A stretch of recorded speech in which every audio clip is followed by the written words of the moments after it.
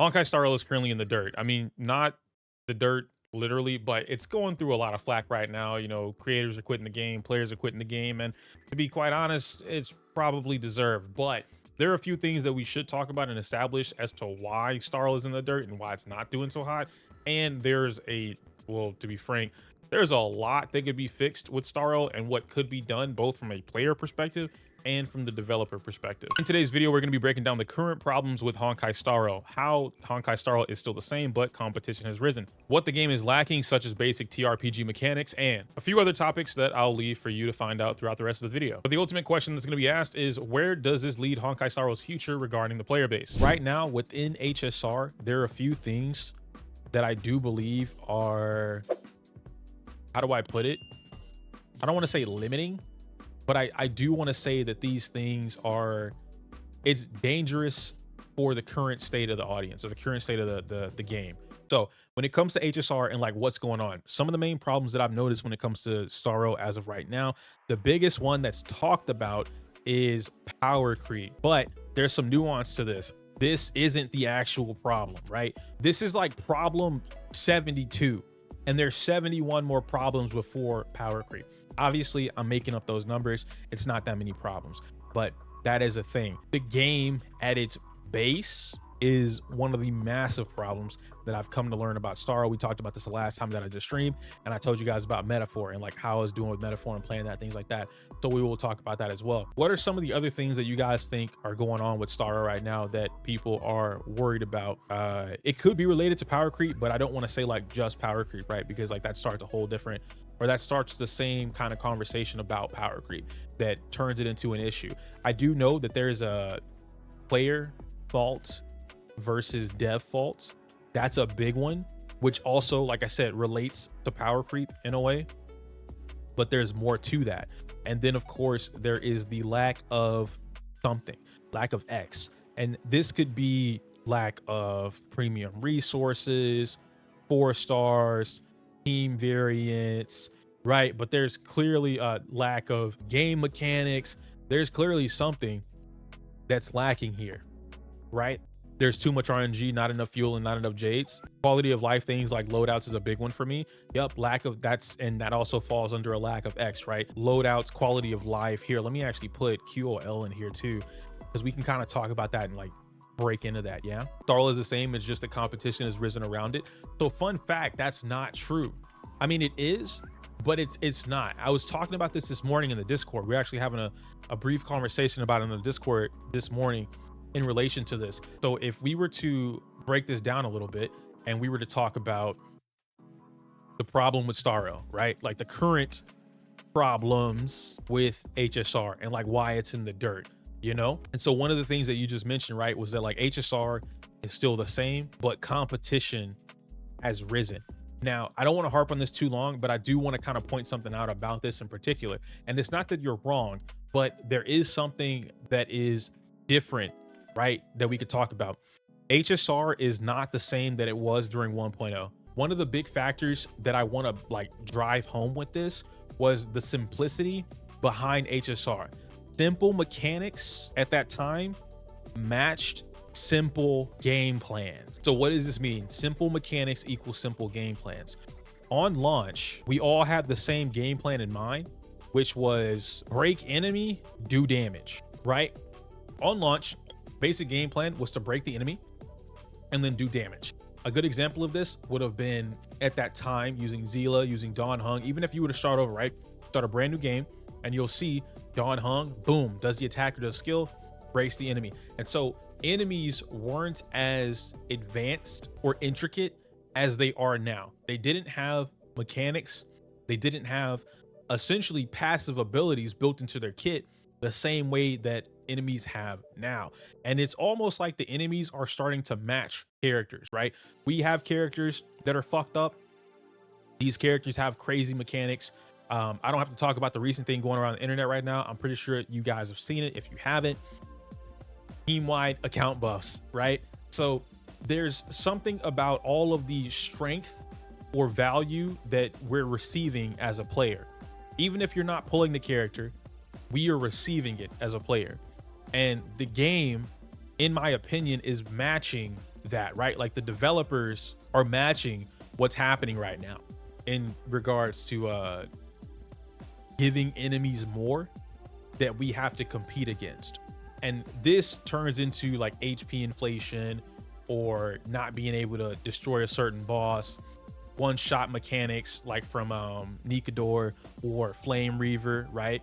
And then that turns into, well, how do I beat that? Do I have the materials or the means in order to accomplish that? Whereas on launch, you had every single means possible. Even characters like your base roster of characters, right? Pela, Asta, regular Don Hung, Zila, Yang Qing, all of these characters were still able to accomplish completing the game or completing some form of MOC before you start adding elements into the mix, right? But we had enough to be able to do that. Now it's a little bit more hyper specific, and this is normal. Normal things happen in gacha games, right? Now it's a little more hyper specific, which is normal to gachas after X time. Okay. So that part is fine. If they didn't make things a little bit more intricate, it would get way too boring. But the issue, now this issue goes back into what some of the things that we might have been talking about, right? Now we have a lack of X, right? XYZ. What is X? What are the things that the game is lacking right now? I know we talked about quality of life. We're lacking 4 stars. We're lacking team variants, right? Premium resources, guaranteed banners. Doesn't matter which one, but we're lacking in that, right? We don't have guaranteed banners. Game mechanics, basic TRPG mechanics. I want to very much clarify that, right? Basic TRPG mechanics. We're going to talk about this and why this is so important. So I think we have quality of life. We have 4 stars. We have team variants, premium resources, guaranteed banners, basic TRPG mechanics. Is there any other lack of something in the game that you guys believe we should address? Fun. Game modes. I think there is not a lack of quality of life. They always have something every patch. Problem is those quality of life that they're adding is not like the most needed quality of life. You know what? That's fair. That is fair. They're doing this, but not the ones that are most needed / relevant. Very, very fair. Very fair. So let's kind of go a little bit. We could probably work our way in reverse too, right? Why these things are a problem. Game modes. Not having anything to do besides in-game creates a problem. And I've been stressing this for a little bit, right? Not having anything to do besides in-game and story, which events count as story. Okay, let's make that very clear. Events count as story. What this creates as an issue is now what ends up happening is players have to be concerned / care about in-game. They don't have a choice because, and again, I say this often, if you only want to play the story, like you're only going to play Star Rail for the story or care about the story, just go watch the story on YouTube, right? You save money, you save an infinite amount of time, and you can do anything else while observing the story and you're chilling. But Star Rail is, and this is a part of this, right? HSR is a meta driven game. There are no ifs, ands, or buts about this statement. It does not matter if you're talking to someone who's free to play. They don't play MOC, right? They only play MOC up to number 6 or 7, and they never concern themselves with MOC. That's irrelevant to the statement. This game is shaped around its meta. The developers are making decisions through the actions of Star Rail, or through the action of the developers, the things they've decided to do, the things that we've seen being implemented into the game or changed.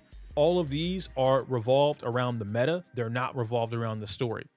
So it's fair for us to say Star Rail is a meta-driven game with the criteria, placed on the table, which goes into why I believe players have to be concerned about the meta. Now, there were multiple instances of this being a factor. Acheron's launch, right? That was a big one. This was a big factor for people. Currently is like having Sunday or not, but wanting to invest into summons as a meta. Then from this point, you also have Tribby or no Tribby, right? This is a big one because what I've been saying about the Tribby thing is that if you plan on getting any DPS in 3.0, any 3.0 DPS character, you have to pull Tribby. Tribby is a must pull character, especially if you don't have something like Sunday to carry you forward in, like, for instance, an Aglaia team. So these things are very important. There are a lot of things that go into, they're not must pulls for your account specifically, but you need to get these characters if you plan on doing blank. You also have the fact Super Break, very, very strong. And this isn't specifically about the meta or whatever, but like it's an example of what happens. Super Break or Hyper Carry tend to have the easiest times falling off when the meta shifts, right? During meta shifts, these two have the easiest times being cock blocked or soft blocked in a way. So it is what it is, right? These are easy to counter in between meta shifts. I'm just gonna leave it like that because I don't want the line to break apart. And so not having any other game mode leads into this factor, which turns into more players needing to be concerned about the meta. But because players aren't concerned about the meta, most free-to-play choose to not give a fuck about the meta, which is a problem, right? This is a fault of the player. We have to make this very clear. Not caring about the meta in a meta-driven game is 127% the fault of the player. Let me explain, just in case I need to explain further. What I mean by that is if you are actively playing Star Rail or any game, you're actively playing any game that is constantly making changes or choices or development patterns that are going in the right direction, right? Like the right, literally right, the direction of right. And you decide, I want to go left, while also continuing to play this game. You are purposely choosing the harder, sometimes impossible route. When making a decision like that, you have to go out of your way to make sure that your choice going left is still going to be favorable to you in any way, shape, or form, so that you can get to the end of the road. What does this look like in the event a player picks the hard way? What does this look like? The easiest way to look at this is quite literally vertical investment, planning, like super planning, right? Super planning teams, super planning account progress. Okay. And then you also have, what is it? Vertical, I want to say hyper investment. I want to add this in here real quick, and I will explain what hyper investment means. Hyper investment just means that you are doing way more than the normal player, the average player, is supposed to do. If the average player is running Musketeer set on, you know, their DPS characters, you are running specific sets. You have multiple gear sets for your characters. You have a wind set. You have a Duran planar. You have an inert planar. You have wind set for your support. You have support set for your support. You have the break set for your Linksha, and you also have the wind set for, like, you see what I'm saying? Like, you have to do more work because you choose to go against the grain. And this is what it is whenever, as an example, right? Like, let's look at what's an example of a player choosing the hard way. Waifu over meta, right? That's the easiest way to explain what this could look like, is literally waifu over meta. Ah, man, I want to play Acheron, but I don't want to play any of her Nihility characters. I'm going to play Acheron, Bronya, and Asta, because they're my favorite characters. Or I'm going to play Acheron. I like Swan, so I'm going to put Swan on the team, but I don't like any of the Harmony units. So I'm going to use Acheron, Swan. I'm also going to use Rappa, and I'm going to use HMC. Yeah, this is really good. I like this team, right? You see what I'm saying? This is going against the grain, but it ends up putting you in a scenario where you have to be concerned about that. But the problem, again, player fault, is that they don't give a fuck about the meta. When the player doesn't care about their own account, it turns into issues with their account. When that happens, that's where you get the things of like, I can't clear, MOC too hard, or the developers should not have done this to the game or made this enemy the way it is because it's harder for me to clear it. This is kind of where we at with this one. I disagree. Vertical investment doesn't matter in HSR, and I can prove why, especially for free to play. I can prove to you why it does, but I am very much interested in why you disagree. Lay it on me, and I'll write. You said vertical investment doesn't matter. AJ disagrees. I want to know why. I'll delete this whenever we finish this part of the convo, but I do want to know why. I can send you a screenshot of my free-to-play account with E1 and S1 level traces and on the proper sets, and this MOC cooked my shit, and it's not the same as before. AJ, that doesn't disprove what I'm saying. In fact, it would prove what I'm saying, right? In the event a player picks the hard way, which I'm not saying that you picked the hard way, but what I'm saying is that vertical investment, which I understand that a lot of players believe vertical investment only means like E1, S1, you stop. Vertical investment is not just E1, S1, you stop, right? Especially on like a DPS, for instance. Vertical investment means that you're constantly improving whatever you have. So let's say I don't like the Acheron team, right? Or Fei Xiao, anything really, just DPS. You pick 2 DPS teams, right? 2 main archetype teams. Boom. Vertical investment means that you take this and you improve it as much as you can while passively working on a third team if you're able to. So all of your resources, right? Or I'll say most, at least 85% of your resources goes into improving the 2 teams, which I'm just going to put an arrow above, right? It goes into improving these 2 teams. So if you have an E1, S1 for one character, but you don't have it for the others, vertical investment means I'm going to pick up their E1s. Or if, like, I know Natu mentioned it earlier with Tribby, he wants to go for E2 Tribby. Natu, you really don't have to do that. I'm not even going to hold you. I would not do that either. I'd stop at E1. I promise you, if you stop at E1, you're going to set yourself up for a better account for the rest of 3.0. But going for E1 Tribby puts you at a greater advantage than someone going for, let's say, E1 Herta, right? Even though E1 Herta is strong, E1 Tribby gives you the account-wide buff, if you will. Everyone that has a team with Tribby on it will now be buffed.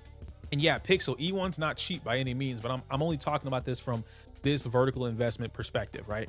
And so when you're doing stuff like this, you're improving on it, boom, rock solid, you're awesome. You know what I mean?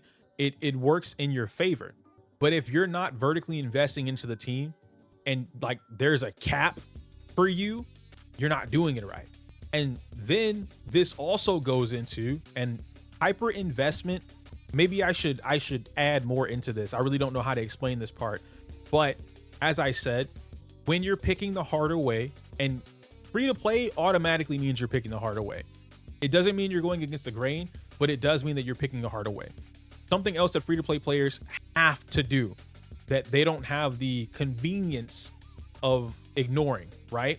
You have to learn how to play the game beyond normal means. And this is from my experience, and I'm counting this from like the last month, maybe.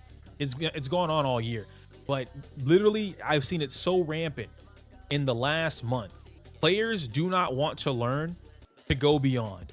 Right now, a lot of players, and I don't have any specific names or anything like that, but the vocal majority consensus that I've gathered so far, they believe that they should not and do not have to put in more work to get better results. Right now, the consensus seems to be that if I cleared it last time, I got all 36 stars last time, but this time, even though I know I've been told, I registered that the game has increased the enemy stats. There has been HP inflation.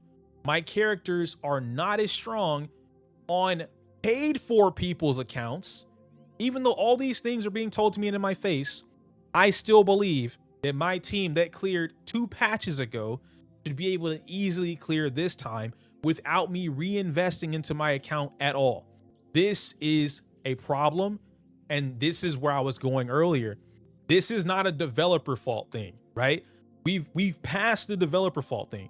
The developer fault is adding HP inflation, putting players in a position to where they need to have these kind of things. But now we're past that. If you continue to play the game after all these things, right? Like the developer, hey, teacher gave you a slap on the wrist. Teacher gave you a slap on the wrist.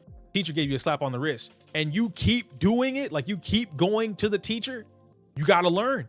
It's either, hey, I don't want to be in the class no more. I'm out of here. I'm gonna go do something else. I'm gonna go play basketball. I'm gonna go play football. I'm gonna go do something else and invest my time into it. Nah, I'm gonna keep doing the same thing. Okay, well, now we need to work on how do we make it so that you get your best results possible?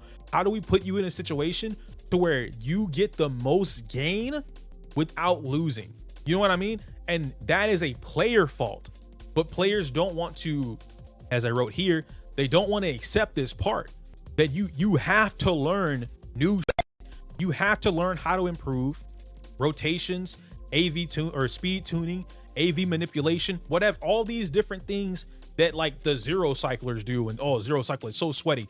Well, hey man, now we're at a point in Star Rail where you're gonna have to learn some of these mechanics. You're gonna have to learn some of these tactics, right? The impossible 179 Ting Yun or 179 Fugue. You're gonna have to work for it. You're gonna have to go out there and get it.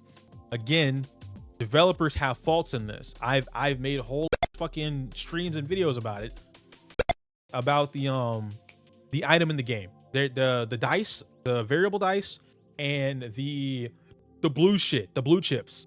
Those are the 2 most valuable items in the entire game, and they are damn near worthless because of how Hoyo went about providing them to us and keeping the RNG factor included in it.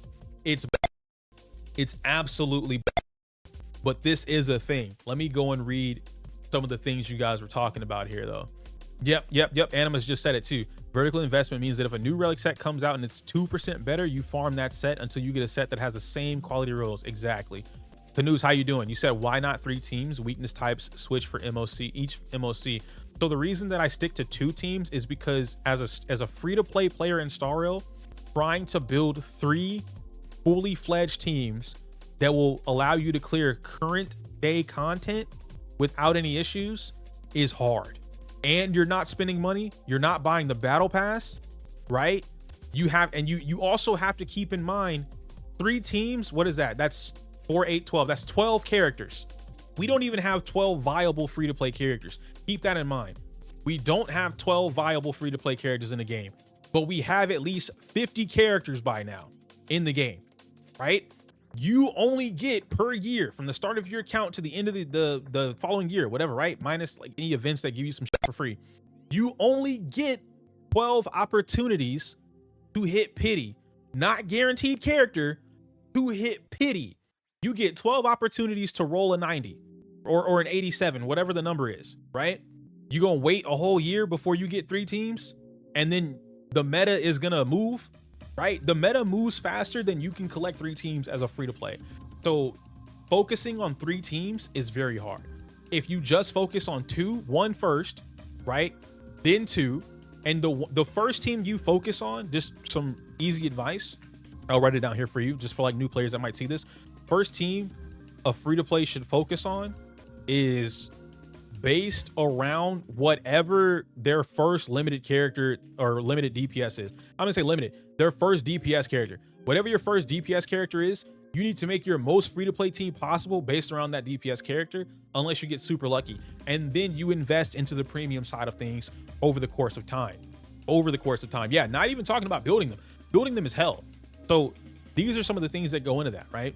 But let's AJ, you said that you have Firefly and Fei Xiao. You have an E1 Ranmei, an E1 Robin, and E1 S1 for Fei Xiao and Firefly. So AJ, like I was explaining, it's just not enough. And to make matters worse, because I don't want to call you out in this way, we can ignore Firefly. Firefly is not great. I told people Firefly wasn't great. She's great for free to play at that time because Break was just busted. Now Firefly kind of coming to her terms, right? Like she's meeting her ceiling. you have an E1 Fei Xiao and you have an E1 Robin. Both of Fei Xiao's current best partners are free. Moza was free at some point. March 8th is just free, period. You have something to deal with versus Imaginary, and you have something to deal with versus Lightning. To make matters better, March and Fei Xiao do not give a about something being weak to one or the other, because they're both gonna do the damage. They both have their kit built in. I'm gonna knock off some colorless breaking, right? At some point, I'm gonna ignore something and do the damage. And then your free-to-play healer, which you really shouldn't have a free-to-play healer at that point. You should probably pick up like Link's Sheriff Mentoring. But whatever, point being is that you could do whatever you want. Because E1 Robin, E1 Fei Xiao, and a maxed out March or Moza, you kill everything. You kill everything. AJ, if you want, you can share what you're trying to share with me in the Discord. I'll pull it up and I'll look at it. But I'm telling you, you having those pieces in particular, E1 Robin, E1 Fei Xiao, March 8th or Moza, both having the potential for you to be free, you have no reason to not be clearing content. Currently, one of the only teams to zero cycle is a Fei Xiao. E0s. Now E1 Robin and E1 Fei Xiao gives you the ability to run no sustain easier. So like you see what I'm saying? So it's not a matter of like, oh man, I'm getting cooked by the game. This is a perfect example of what I'm explaining. You are not done vertically investing.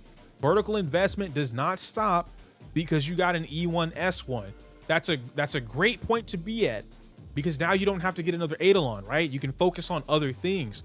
What are the other things? Speed tuning, team strategies, rotations, AV manipulation. Who does what? Learning how to fight each boss. Relics. Are you running win set Fei Xiao? Are you running win set Moza?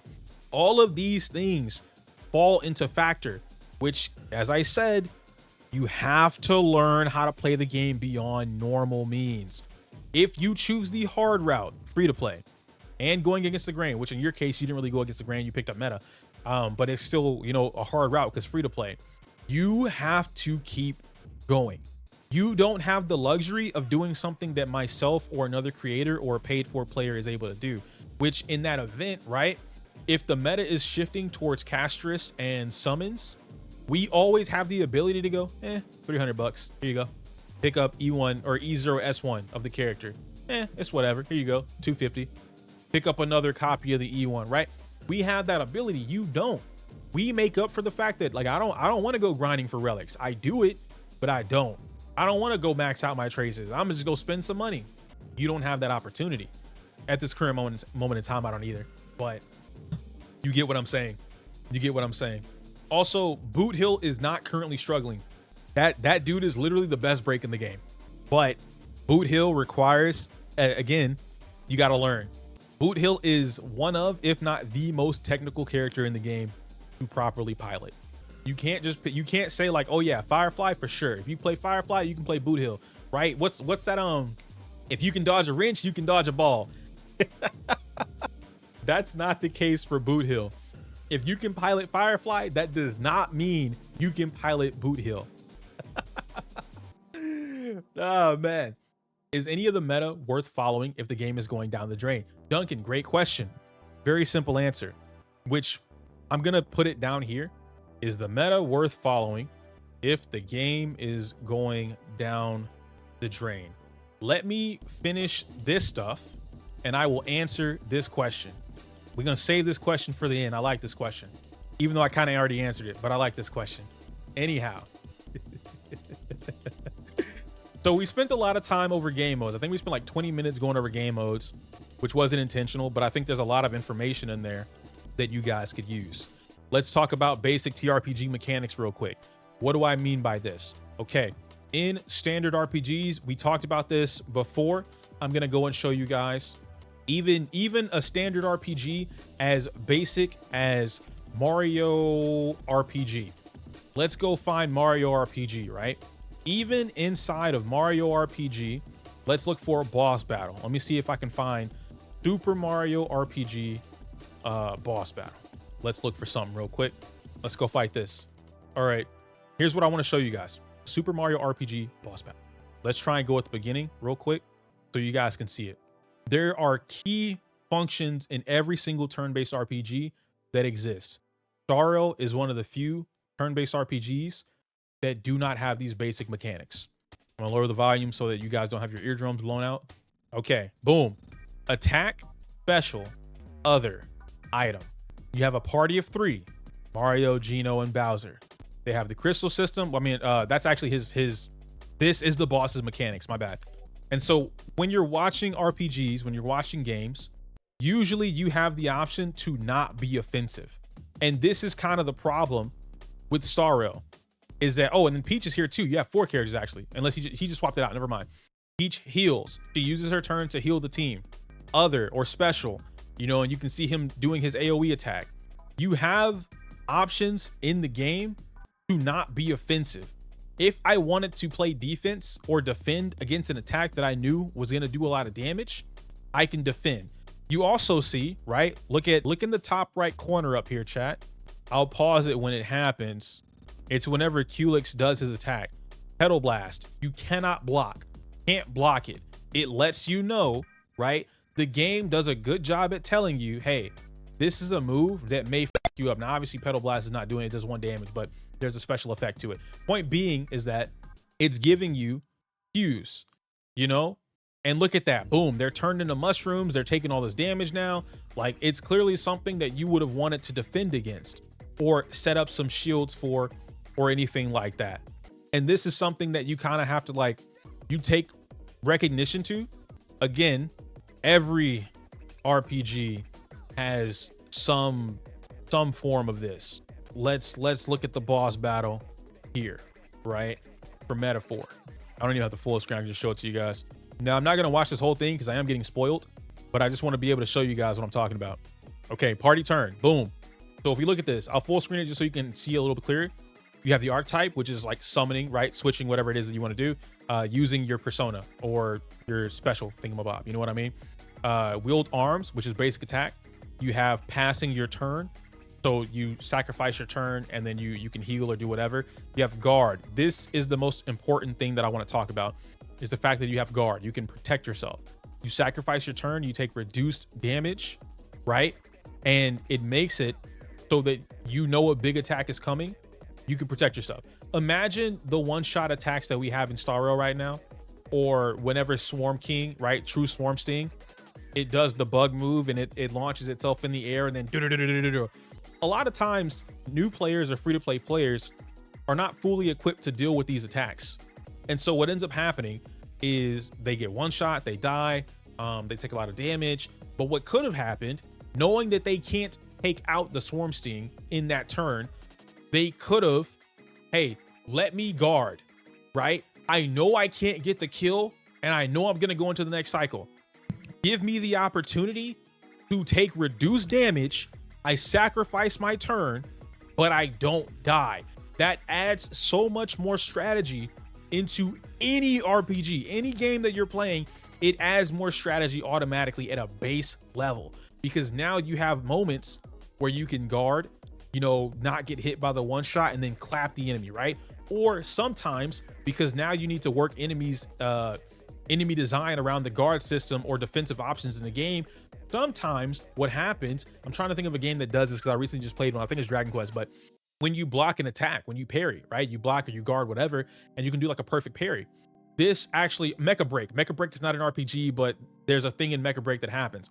If you guard, right, with a shield, if you block at the right time when the opponent attacks you, you actually parry them. This is very common in like Dark Souls games. You parry and it opens up an opportunity for you. In RPG games, sometimes what happens, like I know it happens in Persona 5. If I'm not mistaken, it's with Kamoshida. If you guard when he's trying to like lick you up or do a special move, something like that, it stops him from doing it, and it kind of works as a counter. So it's like, oh, you protected yourself versus my licky. Now I take the damage, right? Like you've reversed the effect on me. Oh no, because games have to adapt to what the player potentially has the option to do. If Star Rail added mechanics like these into the game, guard, maybe item usage during battle, like Pokemon, passing a turn, which would give you like passive recovery, right? Anything that is traditional to a turn-based RPG would reward you in game or punish you. It creates a positive or a negative depending on your choice.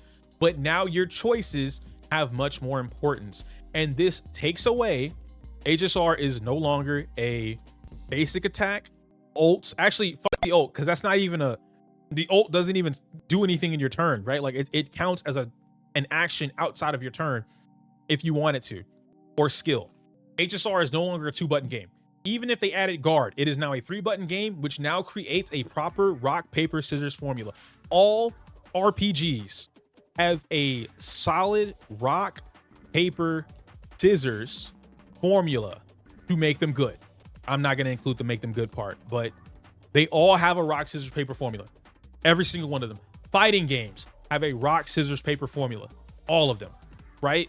That is what creates a good back and forth in a lot of these situations. Star Rail needs more at its base. This also explains, I'm going to have a whole video on this later on. I'm working on it very slowly, but I'm working on it. This also explains why I make the claim that HSR is a bad RPG. It is a bad game on a game level. If we're talking about just as a game, HSR is bad. As a gacha, whatever, you know what I mean? And Imp, it's not about making HSR more complicated. Right now, HSR is lacking. These are basic functions that should have existed day one, right? These are things that should have been implemented into the game in order to complete the shell. So if you imagine a shell or a bubble right now, HSR has a gap. It's a hole, right? There's a hole here. There's a hole here. There might be a hole here. There are holes in the bubble. So these things being added wouldn't make it more complicated. It would fill and complete the bubble. Making it more complicated would be adding new mechanics, like what we did with summons. Even though summons aren't necessarily more complicated, but imagine if the summon functioned more like a persona, which in some cases it does, right? You summon the persona on your turn or whatever, and then it's able to attack on its own, and it, you know, follows its own action order or formula. And Persona or Shin Megami Tensei, they work similarly to that, but most of the time in those games, it's either you choose to act as a human or you choose to use your persona. And this is what creates your skill, using your skill or using your basic attack, right? So Star Rail has that part of it down, you know, the offensive part, but it doesn't have the defensive part, right? And like having defensive skills, because I know that might be something that could be explained or like brought up, right? Actually, we won't put that there, I'll put it here. Defensive skills do not equal the above, right? It doesn't, having like, okay, Bailu uses heal, that's natural. Just like we saw in, we go back to Mario, right? And we see it here at the beginning, each heals the team, right? Right here, group hug. I'm gonna heal everybody. I'm gonna use my flowers, boom, everybody gets healed. That's my turn, turn's done. This is normal. But you know what it doesn't take away from Peach? If Peach needed to, she could click guard or other, which would turn into a defensive action, things like that. But having defensive or recovery skills does not equal having a guard-like mechanic or a basic RPG mechanic in the game. Because all other RPGs also have using skill for heal or using skill to put up a shield. What else we don't have, or something else that we don't have, which I guess like we do and we don't, is the debuffs. Most of our debuffs in the game are offensive, right? You look at Swan, you look at Pela, they have to do an action and then the debuff is applied that way. But in other RPGs, some characters have really fucked up debuffs and they don't do damage. And the reason they don't do damage is because the debuff is fucked up. A good example of this would be, once again, Pokemon, right? Pokemon, I have Pokemon has like Thunder Wave. I can paralyze you, which I don't know why Star Rail doesn't have a paralysis feature in the game. Anyway, Sukukaja, yep, Sukukaja from Persona and SMT. All these status abilities that could really disrupt the enemy and work in your favor, hey, it's good. Well, Tashawn, wanna know something funny? I've been saying for a little bit, and I think Smack is the only other person that like really rides hard for Welt. I don't ride hard for Welt, but I have said there's only what 3 characters in the game with slow, and I'm only remembering 2 right now. I know there's a third, but it's Welt and it's base Dawn Hung, right? They have something to do with slow. Notice how we have not got anything else in the game that deals with slow. You see what I'm saying? Like that concept was good, and they could have improved on it. They could have made more of that, and now we don't have it, you know. And with Welt is such a niche character that has the strongest potential, right? Like Welt is literally potential man. Welt is potential man, because him having, what is it, a 45%, he applies in prison, his ult is guaranteed slow or something like that, and slow on top of imprison or entanglement, right, from Quantum, or the delays drastically reduces the action order of an enemy. But because Star Rail is Star Rail, and Star Rail likes to cheat. I don't know if anybody's actually noticed this, but Star Rail has mechanics that allow the enemies to cheat. They don't allow you to cheat, but they allow the enemies to cheat. What do I mean by that?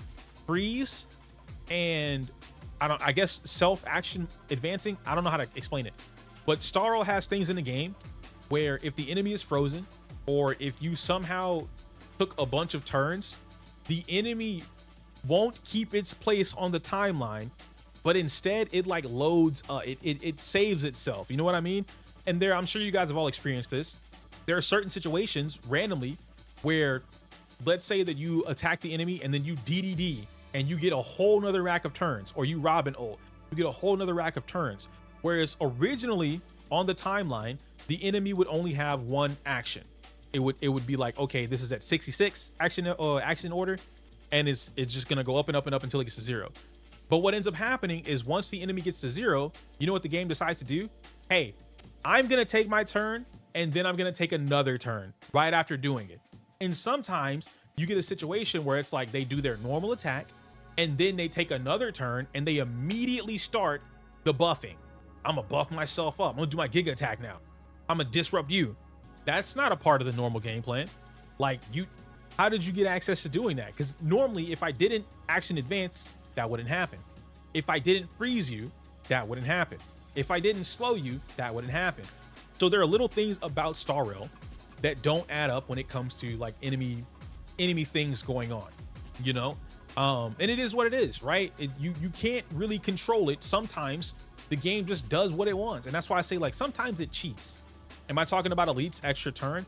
Not specifically their extra turn, right? Because there's, you know, they'll have their box and then a little line, like an L shape, and then another box. That's not what I'm talking about. What I'm talking about, and it's prevalent in this MOC with the flame guys.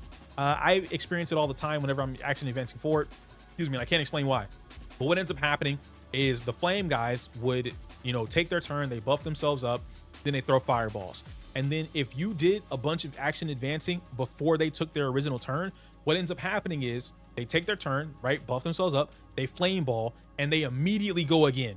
Because for whatever reason, your action order is now like one below theirs or one above theirs, whatever. So they just get to go again. But that's not normally how the turn order would work, right? Like, they're not so fast that they would have an immediate, hey man, I know I was just at 66 and now I'm at 0, but I'm at 0 again. You can't do that. Why can't I do it? It is what it is. Anyway, I've rambled long enough on that fact.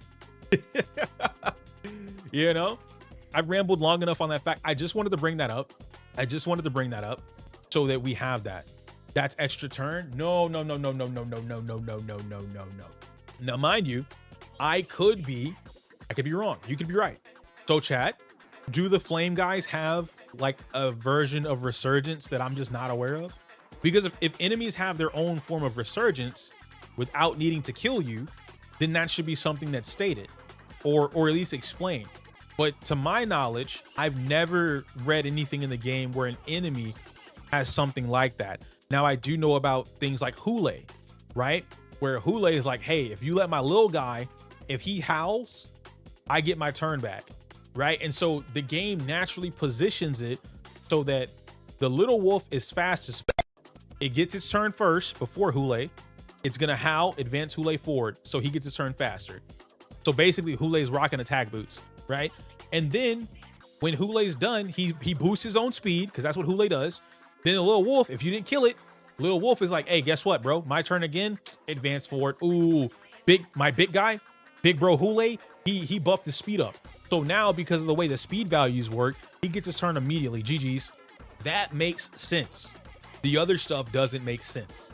Going back to the TRPG mechanics, these need to be critical. These should be crucial to be added into the game in order to complete the game at its core. Obviously, my opinion on that, just based off a lot of the RPGs that I play, and I'm sure a lot of you guys have played as well. We could talk about guaranteed banners, which we don't even have to compare this too long. I was talking with my boy Jared this morning about it when we were in the Discord call. Also, shout outs to like my Discord if you guys want to come through and like have genuine conversations about the meta or the game, improving your accounts, whatever. And it's not just Star Rail, right? Join the Discord, !Discord for those in the stream chat. And if you're watching this video on YouTube, then the link is just in the description down below. But guaranteed banners. One of the things that he brought up to me that slipped my mind this morning was that free-to-play players have to prepare at least 2 pities worth to guarantee X, whatever it is they want. Now, you can obviously get lucky. You can get it early. You can win your 50-50. But to guarantee it, you need to have at least 2 pities worth to prepare or prepared before you pull. And this would guarantee the character. This does not guarantee you S1. This does not guarantee you a rerun character. This does not guarantee you or allow you to get an Eidolon. So it puts free-to-play players in a position, that is forced upon them by the devs. This is the devs' fault. This is bad, right? This particular thing happening is 100% the developers' fault. Having the developers do something like this in the game, having them put players in a position to where now their choices are more important, which I mean, your choices are always important anyway, but making it so that you are already limited in what you can choose. Now you're limited in what you're able to get, and you're limited in your team builds, right? Too much limitations on one player. It's incentivizing you to spend money or find some way of getting extra stuff. How do other gacha games give the player more bang for their buck? Bro, come on. I was trying to think of the PlayStation quote, or maybe it's a GameStop quote, by the players for the players or something like that. But whatever. How do the other gachas give players more? There's a few gacha games that Jared mentioned to me this morning that I've dabbled in. Some of them I play currently, so it was easier for me to understand what he was talking about. Wuwa has 2 things. Most of the other gacha games actually have this. Let me point this out. Guaranteed weapon banner. Done. Easy, right? Some games like PGR has a reduced rate on the weapon banner. I don't remember if Wuthering has a reduced rate. I feel like it does by like 10 pulls, but I could be wrong. Guaranteed weapon banner is 1. You also have whale dust. Whale dust is something that all of us have, but whale dust is whenever you pull on the game, it gives you the currency back, right? Now, why is this important? Because Star Rail has whale dust too, and Star Rail allows you to get the light cones, standard light cones, with your whale dust. But Wuthering allows you to get Eidolons or characters. Star Rail lets you get the 4-star characters too. Whale dust allows you to get Eidolons. This turns a free-to-play player's account into an easier, it gives them easier access to vertical investment. You see what I'm saying? So now what happens here is, let's say that I pulled for Carlotta. I mean, we saw Brax do this. I pulled for Carlotta, boom, I get Carlotta. And because I saved up enough currency to guarantee Carlotta, but I got her early, guess what? Maybe I have enough whale dust, I can get her E1 because I've collectively played the game. And I haven't needed to spend my whale dust on like more pools, right? I can pick up E1 or S1 Carlotta, whatever it's called in the game. Boom, I got it. Just like that. And I'm chilling. Now I can save the rest of my pools and the remaining whale dust that I have and go into the next character. Oh, I need Zezha too? Okay, cool. I can now pull for Zezha. Now I guaranteed both my characters because Wuthering feels like it has better rates. I'm not gonna hold you. And then I can use my whale dust on an E1 Zezha or an E1 Carlotta, or whatever, E1 Phoebe, whatever it is that you're looking for. Point being is it's easier for you to do this. Then on top of that, Wuwa is, I'm gonna keep it in the Wuwa. Wuwa is generous as f. Even after the launch, Wuthering is still pretty generous. Wuthering is still pretty generous compared to Star Rail right now. It's not the most generous gacha game. I'd probably give that to Brown Dust too, but WUA is still pretty generous right now, okay? Which allows players to save up easier, to make riskier pulls if they want to, and to invest into their account without needing to stress the fuck out about it. Now, I don't like this about Wuthering Waves personally, yet I say that because my own personal grievances with it. But in this conversation, it's a good thing. What I'm explaining, Wuthering also has the ability to solo slash, I'm gonna put dolo, solo, dolo, or duo, right? Solo slash duo content. And now this turns into, hey, like for instance, I'm thinking about this. I'm pretty sure I'm gonna do it. Brant and Chang Li, I don't need a third character, right? If I can clear everything with Brant and Chang Li and just be good at the game, now I can save my healer for another team. It allows you to work on teams or build into teams, play the game your way without being forced into a situation where you need a 3-man or 4-man or, you know, whatever the case may be. So that's where that goes. We could talk about, oh, and then also, you also have standard weapon and characters, which, you know what, I won't even say that. To be fair, I think as of right now, Wuthering's standard characters and weapons are about similar to how Star Rail's standard weapons and characters are. Plus, Star Rail has the free memory of, MOC. We have the free MOC weapons as well, the free MOC light cones that are very solid.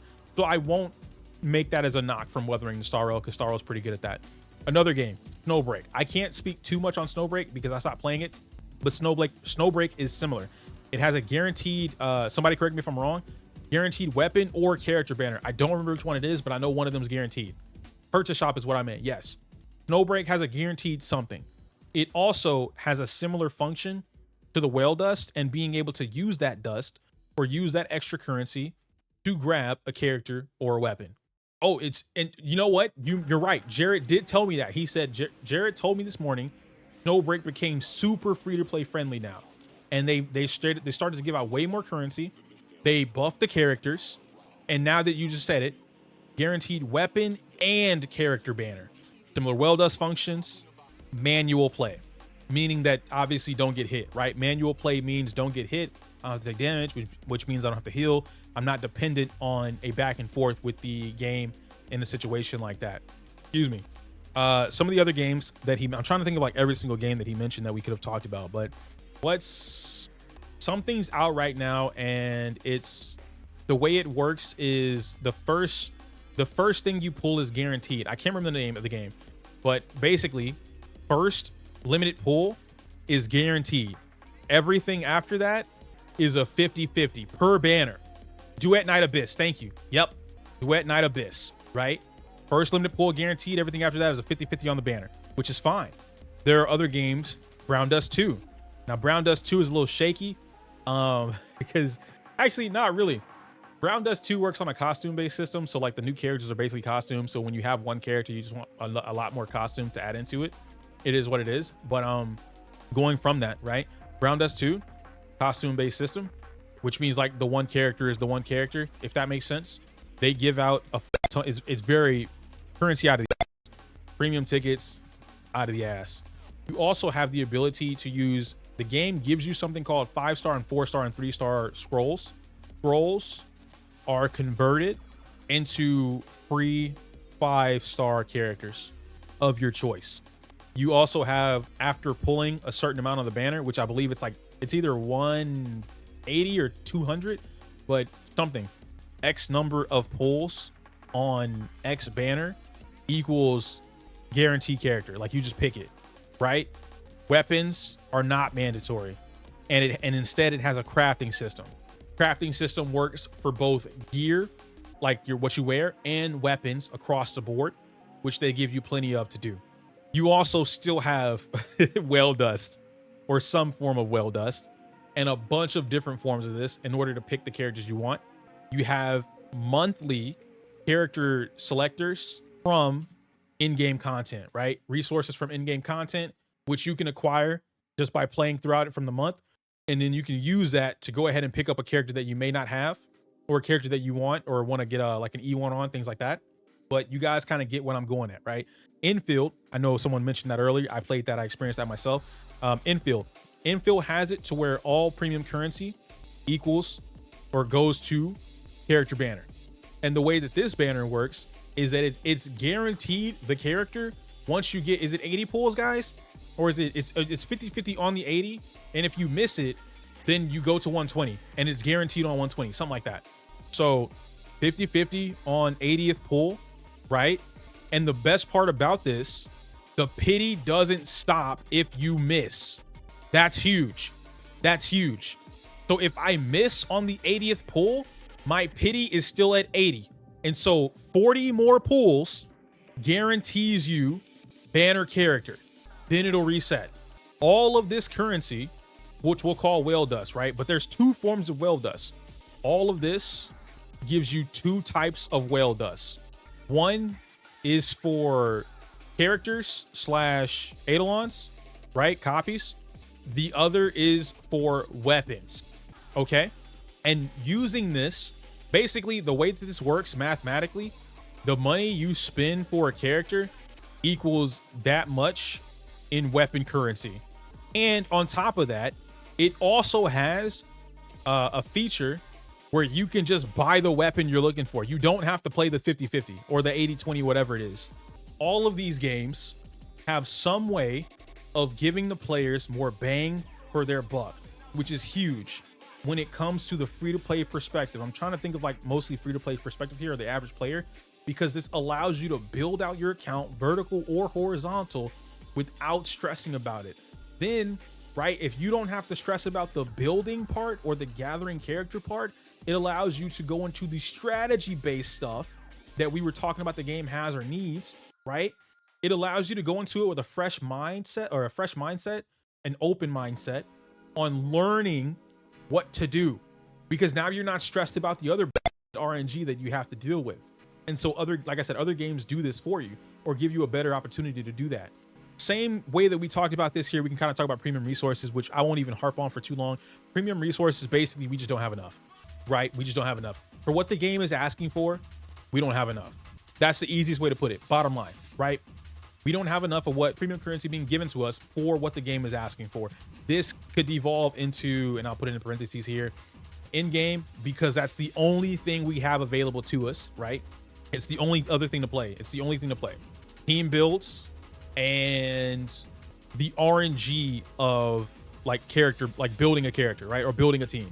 And essentially all that means, the RNG that goes into your relics, the dice, right? That still has RNG factor, the blue thingy, the blue chips or whatever. And then you kind of like divvy that up between the rest of the team, right? The 75-25 or the 80-20 on the weapon banner, whether or not you get the character you're looking for, getting a standard character that's useless, getting a character that you can't use, having 4 stars, which we'll talk about this here too. 4 stars. We have, it's like 6 to 8 viable 4-star characters for the current archetypes in the game that are worth investing into. And this means not hyper niche characters like Yukong or Hanya, right? These two characters can be great, right? If you know how to pilot them, if you're building your team around them, because that's all you have, but they're so hyper niche that you would have to go back down to what we talked about earlier. You're picking the hard route. And in this situation, you didn't pick it. It was given to you, right? Like you're forced into that. There's so much that goes into that part. We don't have enough viable 4-star characters. So because someone's going to ask, let's go to Pridewind and let's look at these 4 stars. Let's write them all down. Viable 4-star characters: Gallagher, Hayla, Ting Yun. Who else do we got? Little Herta and Serval, I'm going to put asterisks next to, because they're only viable if you have Big Mama, which is Big Herta, right? March 8th. Who else do we have? All right, Moza, and I want to tell you that's it. Right, chat? That's it. Yeah, that's it.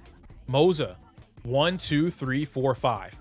You have 5 viable 4-star options out of, what is this, 10 per row, right?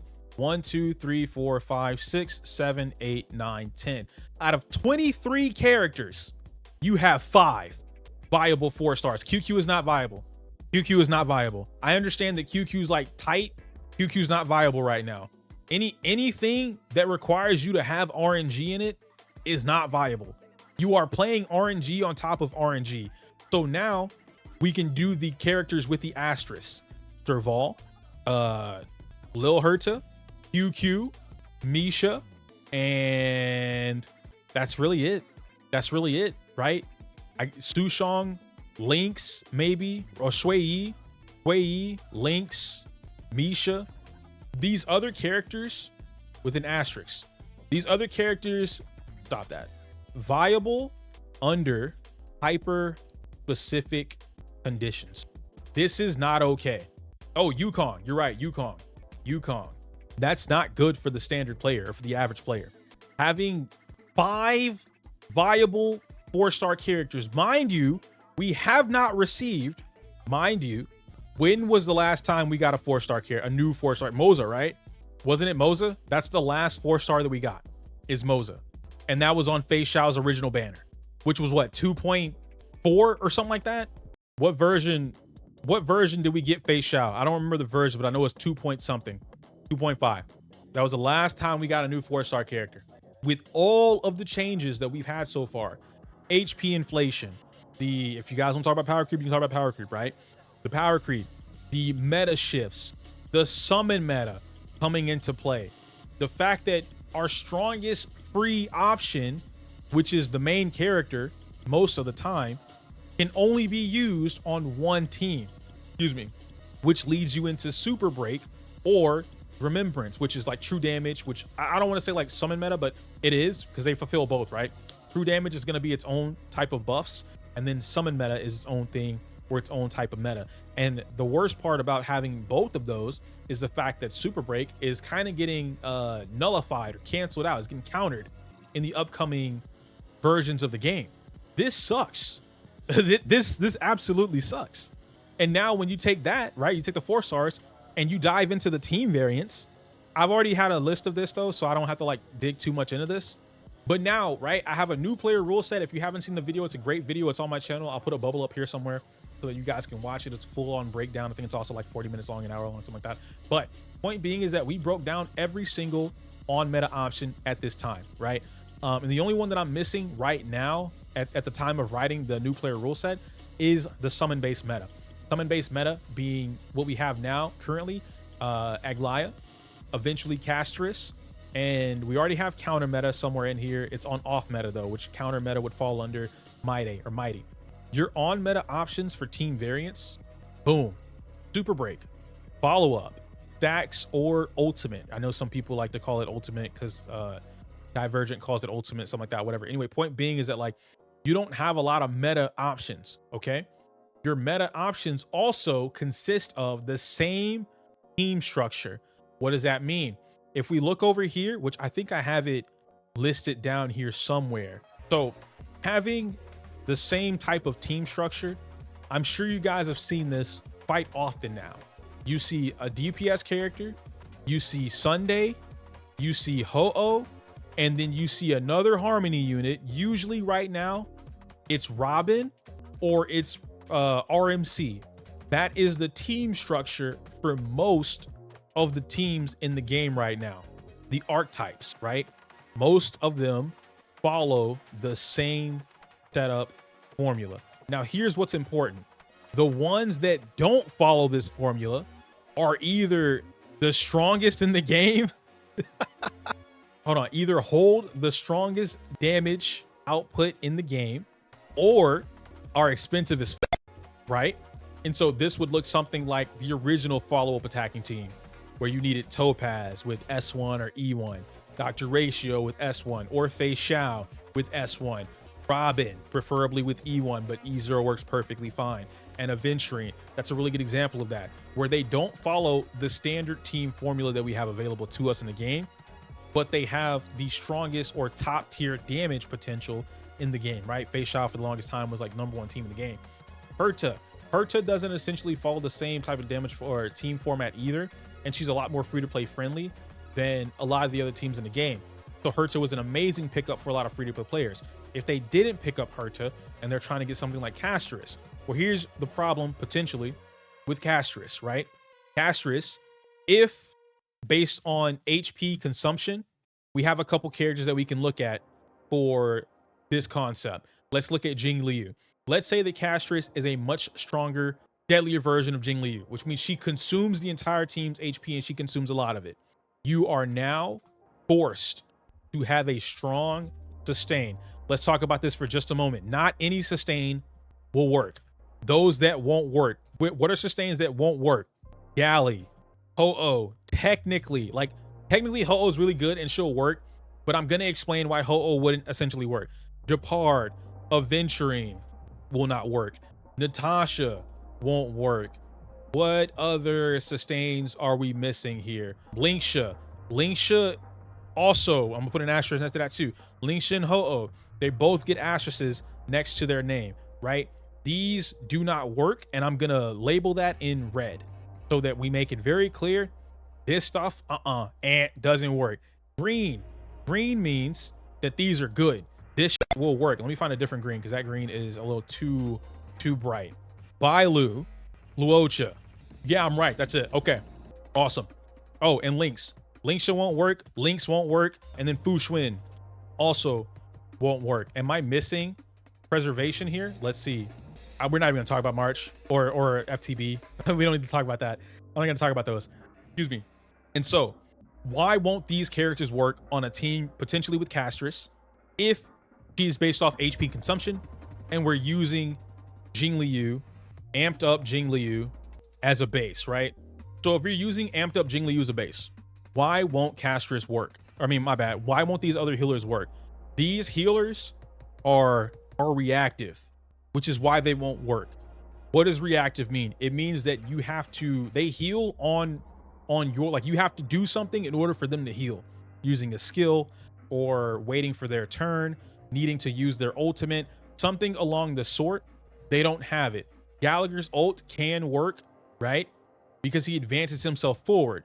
The problem with Gallagher's ult is that you're gonna get this on the offense, okay? And when you're able to get this on the offense, this doesn't help you on defense or when she's sucking up everybody's HP and now it's the enemy's turn. Ho-Oh and Linksha, I don't know why Fu Xuan has that asterisk right there. Ho-Oh and Linksha, why do they have asterisks next to their name? Because they have a large amount of healing. They're some of the best healers in the game. They have passives that allow them to heal defensively, right? Linksha has the follow-up attack that allows her to heal defensively. The problem with that is, one, the placement or positioning of Funyun Bunny, right? Two, when you get hit. And three, the fact that it doesn't happen all the time. So when you're being hit by the enemy and you're using Castress to attack, again, using amped up Jingliu as a base here, sucking the team's HP. When you're doing this kind of stuff and you're doing it in a way where it's like, oh, I got Sunday on my team, I'm frequently doing my attacks, I'm sucking up all the team's HP, he's not going to be able to heal you without you having reactions, i.e. her skill, in order to get the heal. Lynx, Fu Xuan, Aventurine, Japard, Natasha, we don't really have to talk about them. We know why they're in the red.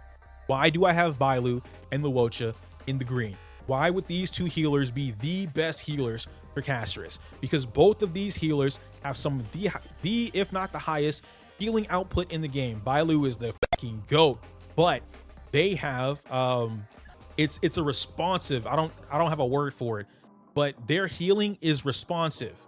What does this mean? And if anybody has a better word for me, then by all means let me know, but I'm just going to use responsive healers for now. Responsive healing means that something happens and then they instantly heal. Why is Bailu as great as she is? Because Bailu's whole thing with invigoration is when you take damage, it instantly heals you. It heals a percentage of the damage that you took. So if I take, boom, big chunk, in that same sequence, Bailu invigoration heals me up. And because her skill replenishes invigoration, her ultimate replenishes invigoration and extends it, having multiple Eidolons as a standard healing character, right? A standard 5-star character means you have the potential to have multiple Eidolons. She's the only character in the game with Revive.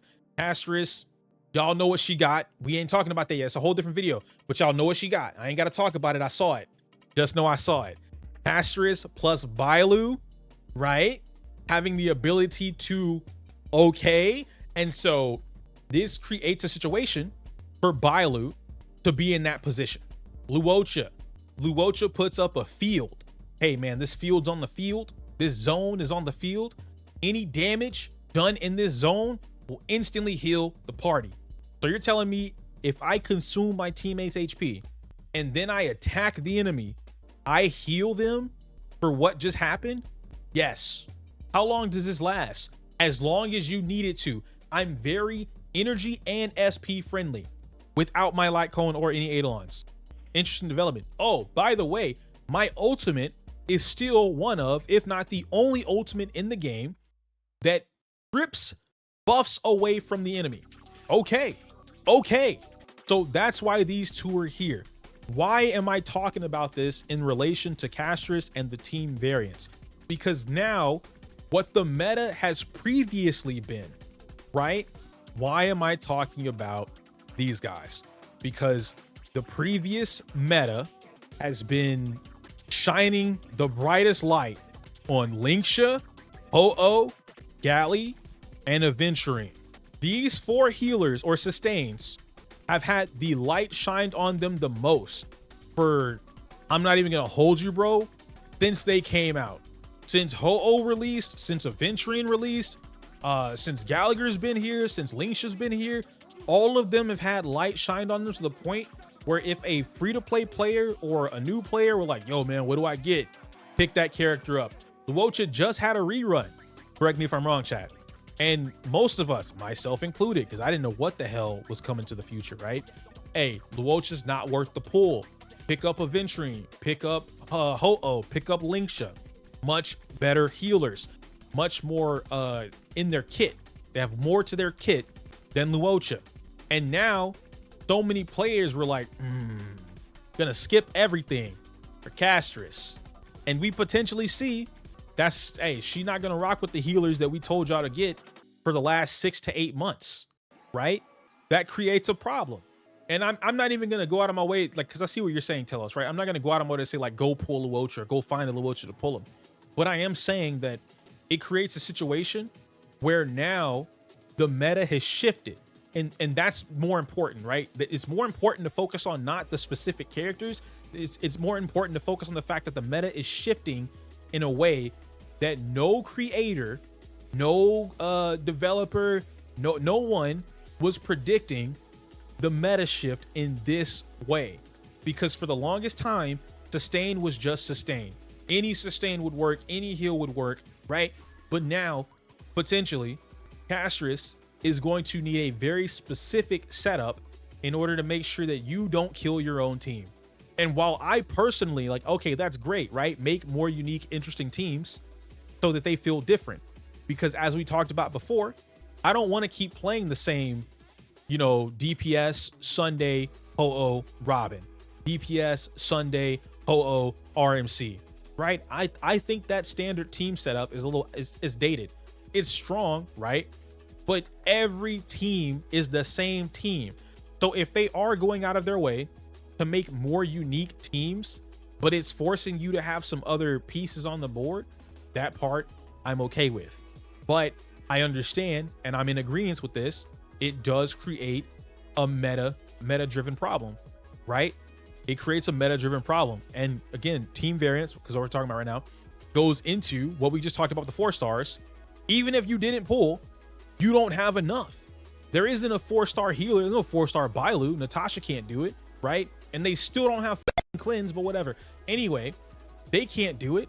And so you still don't have a free-to-play option, even if you wanted to. Even if you were coming down here and you said, "F it, bro, I'm gonna pick the hard route and I'm going against the grain." Boom. Going against the grain right here. All right. And then we already discussed the AJ thing, so I can delete that. I'm going to pick the hard route and I'm going to pick up Castris anyway. And now you have nothing to help that team. You're going to be the first player.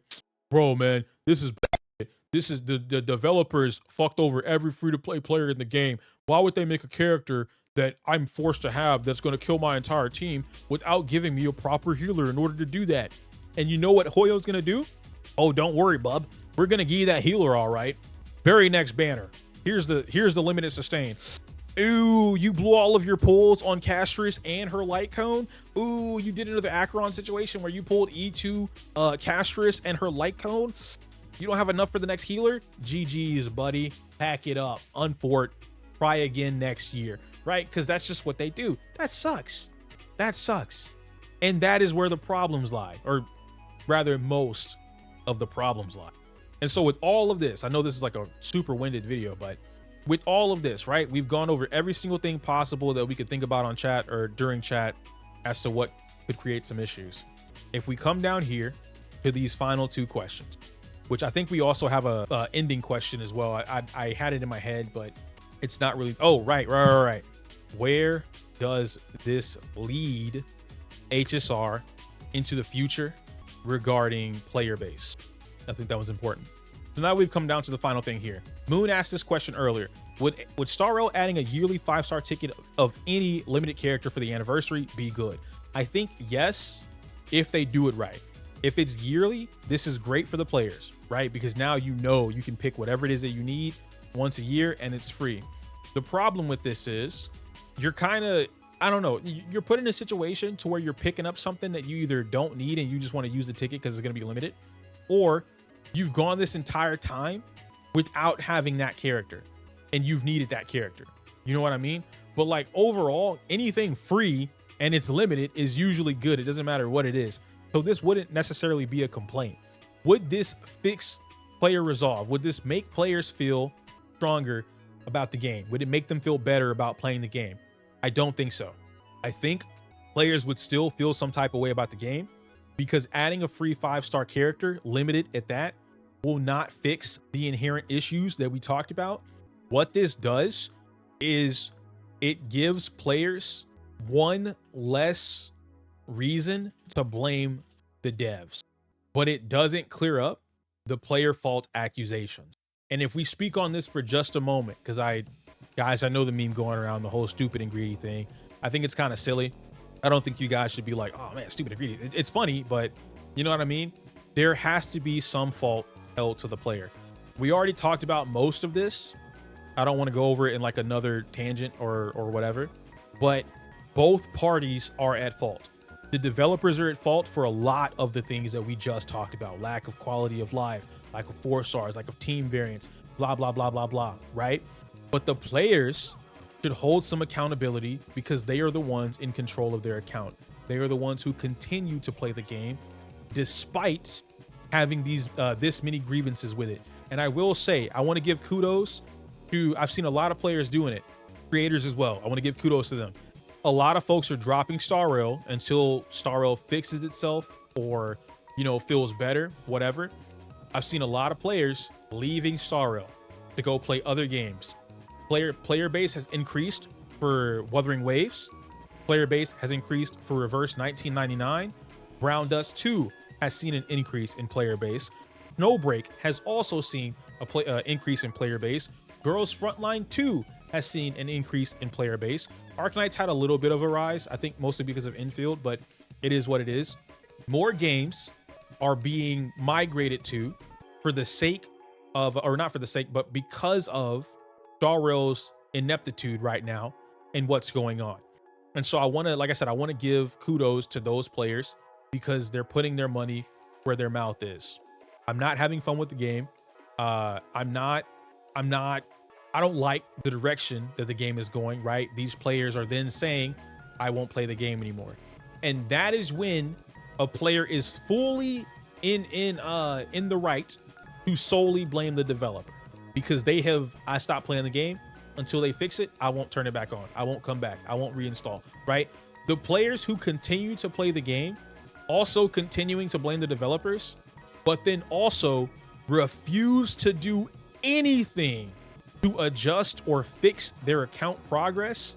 They are voiding, and I'm not saying you're avoiding your right because freedom of speech, right? But it looks silly to still be complaining about something that you're having the worst time, you know, doing or experiencing, and you're also not doing what you can to fix it or to adjust it, to change your experience. That is 100% a player fault. That specific part right there is 100% a player fault. And Hoyoverse can see that, not the player fault thing. Hoyoverse can see the player dip. If more players are like, we're going to stop playing the game. You don't log in for 10 days, 30 days, 15 days. A user that was logging in every day, 5 times a day, stops logging in for a month. They notice. They're going to see it. They have a whole team that sits there around the clock observing the analytics of the player data. All of these games have some type of person or team that does that. Now we can answer the follow-up question. Is the meta worth following if the game is going down the drain? Yes. The simple answer is yes. Now we ask why? Because if you're going to continue to play the game, we have to acknowledge that it is meta driven. As we've discussed all above, right? It's going to be meta driven. Through that, you need to move accordingly so that you have the lowest chance. I'll put percentage. Hello? There we go. The lowest chance of getting fucked. Boom. Is this going to be a video? Yes. I would not waste my time on something like this without making it a video for sure. But yeah, so you have the lowest chance of getting fucked. You have to move accordingly. Despite that, you have to. If you don't, you're going to put yourself in the same position and it's only going to get worse, right? I guess that's really, like, I don't really know how else to explain what's going on there. And the final question, this one was the one that I came up with the end here. Where does this lead Star Rail into the future regarding the player base? And I don't know if I'll type this one out. I might type it out at the end here. I believe what's going to happen with Star Rail going into the future is that players are going to leave the game. Like we talked about just previously, they're going to find other games that give them that same turn-based strategy itch. But what I'm personally hoping happens, not to say that I want the player base to die off for Star Rail, but what I'm hoping happens is what we talked about earlier. More players will go on to find new actual RPG games. They will go on to experience good turn-based RPG games. And so that in turn will educate them on what it is that they want from Star Rail. And so that they're more accurate in asking for what it is they want from Star Rail, what they expect, and how to improve it, how to make it better. Because when we're able to give the developers, as long as we care about the game, right? When we're able to give the developers very intricate feedback, very detailed responses, they have an easier or stronger chance of fixing whatever the fuck it is. Because if we're just saying, oh man, I can't play Star Rail because you power creep. You get rid of power creep. Stop. Bro, HP inflation, stop HP inflation.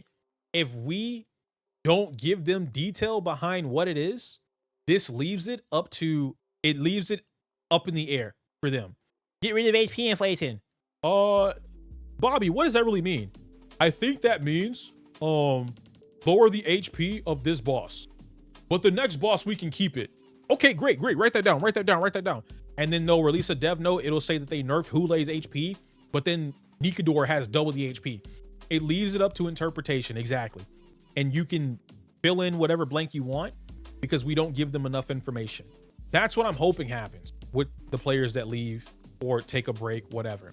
From the developer side of things, I really want them to sit down and understand why so much of this creates a problem for the game and why just like them constantly adding, because right now it feels like, and I'm not a veteran in Fate Go, it feels like Star Rail is going the Fate Go route from my experience, right? Obviously, like I said, I'm not a veteran in it, so I could be wrong on that, whatever.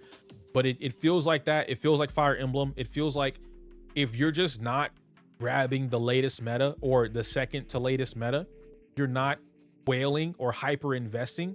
It puts us in a situation where the game is gonna become like only paid for players, and then obviously super lucky free to play players, right? And that sucks. There's a lot that they could do to, I don't want to say fix the game, to adjust the game to make it a much stronger and more solidified turn-based RPG. That's what I want first. The gacha, right? A big reason why y'all might see me tweet it. I know the Discord sees me do it all the time. I'm always playing like Wuthering Waves now, right? And every other night or something like that, I'm in the Discord like streaming it, playing Wuthering Waves or Girls Frontline 2. And the reason for that is because when I'm playing this game, everything feels like a much more complete game, and then it has the gacha aspect to it. Right now, Star Rail feels exactly like a gacha game, but it's so lacking in the game department, the RPG department, that the only thing to do currently is gamba on the gacha and then go to end game, right? Y'all know it took me a while to go through the story after Pentaconi. because I just think the story was lackluster. It wasn't enticing enough for me to play it. I thought it was. Morpheus, I've heard, is very good. I'm taking my time going through that. There's no rush, but it's not a good game. And if it's not a good game, I'm not going to enjoy my time playing the game. So, and this is like a shady comment. When y'all say like, it's your job. My job is to jack off, bust a nut, and die and be black, I guess, right? Like, my job is not to suffer because the developers think, oh man, we're cooking. This is a great story, bro. Banger story. Boss, why did we set Firefly up to die, but she's not dead? Don't worry about that. Boss, what about Luocha in the coffin? Don't worry about that. What are we doing? Where is this plot going? Why are we going from A, B, D, F, and Z? Like, we're just skipping. You see what I'm saying? But that's just me. All right. You guys might feel differently on that. My hope is that they improve the game. That's all from a game perspective. From a game perspective. You guys let me know your thoughts and opinions on that. I do believe that is going to wrap up that video. Man, I'm not going to hold y'all. I did not expect that to be a 2-hour power, right? A 2-hour power hour. But it is a 2-hour power yap. I don't know, man. It is what it is. Anyway, thank y'all. If you watch the entire thing, thank you. It's really just a chillaxing thing, right? Oh, the Annihilation gang, right? Like, what the they got off screen. They were set up so wonderfully and now they're just gone. It was almost like a, hey, we wrote this really cool thing. We want to show you this really cool thing. We don't feel like talking about this cool thing. Like, we don't want to tell the story of this cool thing. Let's off screen everybody.